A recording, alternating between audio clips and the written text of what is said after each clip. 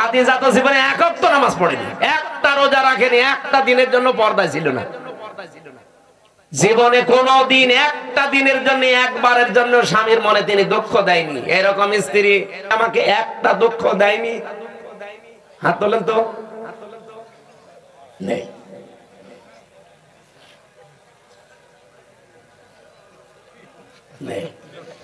এই দুইজন তো হাত তুলতে পারে। ক্যামেরা এদিকে মার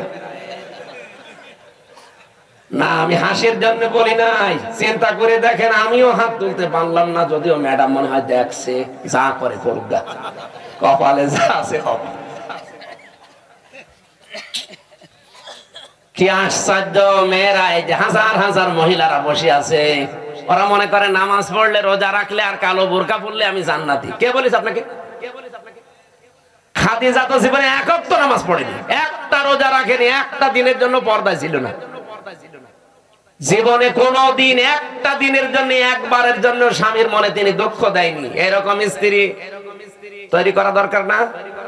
এখানে যারা বসে আছেন, আল্লাহ যেন খাদিজার মতো তৈরি করে দেন আপনাদের, বলেন আমিন। না, সিস্টেমটা যদি উল্টিয়ে ফেলি, ওরা যদি বলে হুজুর এটা একটু বলেন তো, এখানে এমন কোন স্বামী আছে কিনা যে জীবনে একদিনের জন্য স্ত্রীকে একটা দুঃখ দেয়নি? একটা প্রতিদিন 20টা করে দুঃখ দিচ্ছে। আমাদেরকে হযরতে আলীর মতো হওয়া লাগবে। আল্লাহ আমাদেরকে এই মানুষগুলোর জীবনের সামনে রেখেছেন কেন? শিক্ষা নেওয়ার জন্য। পরিবারটা জান্নাত হয়ে যাওয়ার কথা, অথচ 100টার প্রায় 99টা পরিবার এখন শান্তি নেই। সে আলেম বলেন, হুজুর বলেন আর জেনারেল বলেন, সবগুলো এখন অশান্তি। এই শুধু ছোট মনের কারণে। আমি দুনিয়ার একটা হিসাব দিচ্ছিলাম, আমি নিজের দাদা আর দাদার বাবাকে পর্যন্ত আর চিনতে পারছি না। 200 বছর পরে আমিও যদি কুষ্টিয়ায় আমার ওই বাড়িতে এসে বলি এই বাড়ি আমি বানিয়েছিলাম, আল্লাহর কসম 200 বছর পরে যারা ওখানে বাস করবে আমারে কুষ্টিয়ায় ঢুকতে দেবে না। এই হচ্ছে দুনিয়া। আল্লাহ এর পরের অংশে দিয়েছেন, ওয়া ইন্নামা তুওয়াফাউনা উজুরাকুম ইয়াউমাল কিয়ামাহ। ও পৃথিবীর মানুষেরা, বুঝে শুনে কাজ কারবার করবা, যা করো না কেন এইটা কিন্তু তোমারে দেওয়া হবে, যা করবা এইটাই তোমাকে দেওয়া হবে। ফামান যুহজিহা আনিন নার, এইটা বলার জন্য আমি এ পর্যন্ত আসলাম, ভালো করে শুনবেন। ফামান যুহজিহা আনিন নার ওয়া উদখিলাল জান্নাতা ফাকাদ ফাজ। এখানে আয়াতের 2টা তাফসীর হয়। আলেম যারা আছেন তাদেরকে বলছি ভালো করে মিলাবেন। প্রথম তাফসীর হচ্ছে, ওই লোকটার জীবন আসল সফল, যাকে আল্লাহ জাহান্নামের আগুন থেকে মাফ করে দিয়ে জান্নাতে দিয়ে দেবে, সে লোকটা সফল। আরেকটা তাফসীর হচ্ছে, পৃথিবীর ময়দানে যতদিন সে বেঁচে আছে, জাহান্নামের কাজগুলো যখন আস্তে আস্তে ছেড়ে দিয়ে জান্নাতের কাজের দিকে আস্তে আস্তে এগিয়ে যেতে পারে, তখন সে যেন মনে করে আমি সফল হচ্ছি। আগে নামাজ পড়তো না, এখন ধরেছে। আগে সুদ খাইতো, এখন ছেড়ে দিয়েছে। এরকম কাজ কারবার গুলো যখন আপনি জাহান্নামের কাজ একটা একটা করে ছেড়ে দিয়ে জান্নাতের কাজের দিকে এগিয়ে যেতে পারবেন, আপনি মনে করবেন আল্লাহ পাক আমাকে জীবন সফল করে দিচ্ছে। আপনি বলেন তো, হচ্ছে আপনার জীবনে এটা? না। আগে বিড়ি খেতেন না, এখন আরো খান। আগে সুদ খেতেন না, এখন খান। এমনকি এখানেও আমার মনে হয় এমন এমন মানুষ বসে আছে, সুদের টাকা ছেড়ে দেয়। 1000 টাকা দিলে 100 টাকা বেশি দেয়। এরকম মানুষ টাকা ছেড়ে দিয়ে রেখেছে, সেই টাকা ওয়াজ শুনে যে তুলবে, এরকম মানুষ নেই। অলরেডি টাকা ছেড়ে দিয়ে এসেছে, ওয়াজ শেষ করে কালকে যে ওই টাকা তুলবে, সুদের টাকা। নাকি এলাকা এখনো শুরু হয়নি এটা? কারা কারা সুদের টাকা ছেড়ে দেবেন হাত তোলেন তো। একজু তা দাঁড়িয়েলা মানুষ। আপনি কয় টাকা ছেড়েছেন? না, যারা এগুলো ছেড়েছেন আপনি না খেয়ে মরে যান ভাই। সুদের টাকা খাওয়া আর মায়ের সাথে জেনা করা সমান। আরো জোরে বলেন নাউযুবিল্লাহি মিন যালিক। আল্লাহ আমাদের হেফাজত করুন, আমিন। আমাল হায়াতুদ দুনিয়া ইল্লা মাতাউল গুরুর। আল্লাহ বলেন পৃথিবীর এই জমিনটা পুরা জীবনটাই ধোঁকা, এটা পুরাটা খেল তামাশা, এটা প্রতারণা ছাড়া দুনিয়ার মানুষ কিচ্ছু না। এখনো টের পাচ্ছ না? আমি হামজা যদি এখনই এই অবস্থায় মরে যায়, আপনারা হয়তো খবর পাঠিয়ে দেবেন বাড়িতে যে হামজা মারা গেছে। আমার স্ত্রী আমার ম্যাডাম কাঁদতে কাঁদতে বেহুশ হয়ে যাবে, আমি জানি, এত ভালোবাসি। হয়তো 2 3 দিন 5 দিন 7 দিন খাওয়া দাওয়া হাফ হয়ে যাবে, খেয়ে না খেয়ে পার করবে। 4 মাস 10 দিনের ভেতরে দেখবেন সব স্বাভাবিক হয়ে গেছে। কি তাহলে আমার নিজের একা না, প্রত্যেকের জীবনে এইটা 4 মাস 10 দিনের ভেতরে ঠিক আমার শ্বশুর ম্যাডামের নিয়ে অন্য জায়গায় বিয়ে দিয়ে দেবে। কি মাত্র 4-5 দিন সংসার করার পরে ওর বাবার কল দিয়ে বলবে, আব্বা হামজা তো আর কি ছিল, এখন যেটা দিয়েছে এটা 100 গুণ ভালো। এই হচ্ছে দুনিয়া। আল্লাহ এটা আমাদের বুঝিয়েছেন যে আমাল হায়াতুদ দুনিয়া ইল্লা মাতাউল গুরুর। যে হায়াত শব্দটা আছে না, এইটার ব্যাখ্যা করার জন্য আমি আয়াত পড়লাম। আপনাদের কষ্ট হচ্ছে নাকি ভাই? আর আধা ঘন্টা থাকা যাবে না?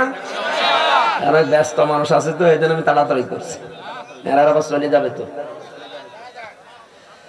আমার ভাইরা, আল্লাহ রাব্বুল আলামিন শুরু করলেন আয়াতের শুরু থেকে দেখবেন, আল্লাযী খালাকাল মাউতা ওয়াল হায়াতা। আমি এমন আল্লাহ কি তোমাদের মউত আর হায়াত আমি বানিয়েছি। এবার চিন্তা করেন, আল্লাহ আয়াত শুরু করার আগে কিন্তু হায়াত আগে দেননি, আগে দিয়েছেন মউত। কি দিয়েছেন? মুফাসসিররা তাফসীর করতে গিয়ে লিখেছেন, আল্লাহ পাক মানুষকে জানাতে চেয়েছেন, পৃথিবীর মানুষেরা পৃথিবীর যত উপরে ওঠো না কেন, এই কথা সব সময় মনে রাখবা যে আমার মরা লাগবে। কি করা লাগবে? আমি প্রধানমন্ত্রী না, আমি সারা পৃথিবীর যদি মরল হয়ে যায়, এই চিন্তা সব সময় পেছনে রাখবা যে আমার মরা লাগবে। তাহলে দুনিয়ার জীবনটা পরিচ্ছন্ন থাকবে তোমার। মৃত্যুটা এত কঠিন বিষয়,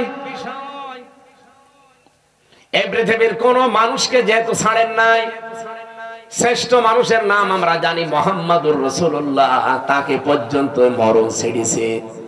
তাকে কিন্তু অফার দিয়েছিল আজরাইল এসে যে যতদিন থাকতে চান আপনি থাকতে পারবেন দুনিয়ার হায়াতে, এরপরে যখন আপনার ইচ্ছা হবে তখন আপনাকে আমি নিয়ে যাব।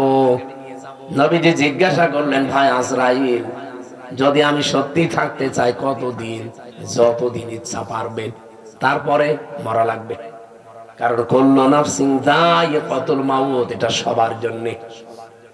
বিশ্ব নবী তখন ডাক দিয়ে বলেন, ফেরেশতা, মরায় যদি লাগে তখন এই নশ্বর দুনিয়ায় আমি আর থাকতে চাই না, আমার মাবুদের কাছে আমারে নিয়ে চলো।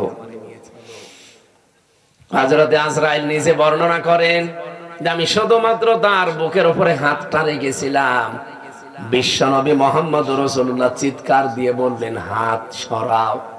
হাতটা সরিয়ে ফেলেছি। ফেরেশতা বলে, হুজুর, আমি আজ পর্যন্ত পৃথিবীতে কারো কাছে জান কবজের অনুমতি চাইনি, আজকেই প্রথম। আপনি হাত সরাতে বললেন, আমি কিন্তু জানি আল্লাহর পরে আপনার স্থান। এত আসানে এত সহজে দুনিয়ায় কাউকে আমি কবজ করি নাই, যত আসানে শুধু হাতটা রেখেছিলাম। নবীজি বলেন, আজরাইল, এটাই যদি তোমার হাত রাখা হয়, মনে হচ্ছে উহুদ পাহাড় আমার বুকের উপরে রেখে দিয়েছে। আমি মুহাম্মদের শরীরে পৃথিবীর মানুষের তুলনায় 70 জন মানুষের শক্তি আমার শরীরে। এত শক্তি আল্লাহ আমার এই শরীরে দেওয়ার পরে তোমার হাত রাখলে যদি আমি হাত সরাতে বাধ্য করতে পারি, যে আমার আর সহ্য হয় না, উহুদ পাহাড় মনে হচ্ছে। আমার গুনাহগার উম্মত যারা দুর্বল, এদের কি আচরণ করবা? যত কষ্ট আছে দুনিয়াতে মরণের, সব আমার বুকের উপরে আজকে দাও। আমার এতিম উম্মত যারা আমার পরে দুনিয়ায় থাকবে, এদের মরণে এত কষ্ট দিও না।